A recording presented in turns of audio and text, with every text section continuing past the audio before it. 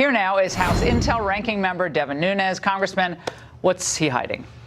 Well, what he's hiding is very simple. The very origins of this investigation are shady and don't make any sense. So from the time that the whistleblower first came forward to the IG, where the forms didn't match, it wasn't urgent, didn't have any firsthand knowledge, the form later changed, then it was backdated.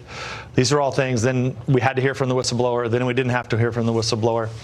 And what the media and the Democrats are hoping that we forgot about, which it's kind of funny that this is now news, but we said at the time, we sent a letter, I have the letters right here in my hand, we sent him a letter September 30th to the ICIG. He responded in an inadequate way on October 8th. And we said, look, right now we have to focus on this impeachment and going through all this, but Mr. IG, we're going to come back to this. He's had since then, he knew we weren't happy with the response. So we'll be sending him a new letter this week, give him another week to respond. But I will tell you, someone is not telling the truth here. And that's why they don't want this testimony out. Could the Senate do anything here on this? Well, they could call the IG in. The question will be, these transcripts, they really need to be released to the public. And why are these the only transcripts that aren't out? All right, Congressman, isn't it interesting to see figures rushing, though, to Atkinson's defense? Watch. Atkinson did, as best I can tell, exactly what he was supposed to do and that comported with the law. And the whistleblower complainant, himself or herself, complied meticulously with the law.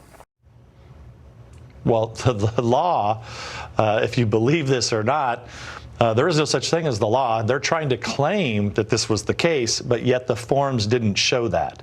And then only when questioned by the media did the form get changed. And remember, it got backdated. And if it wouldn't have been for us asking the questions originally, they would have got away with it.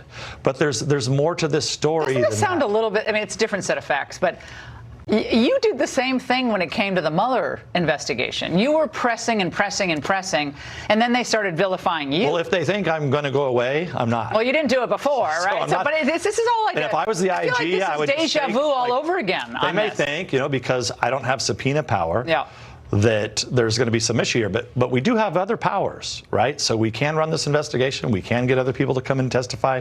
We do have people that come in as whistleblowers and talk to us, right? Or informants that talk to us. So if I was the ICIG, I would provide all the documentation. So essentially, you have to either believe he's in on it or he's incompetent. Okay. Now, if he's incompetent, and because that's what he's claiming in the letter, is essentially we're incompetent, we had all these mistakes.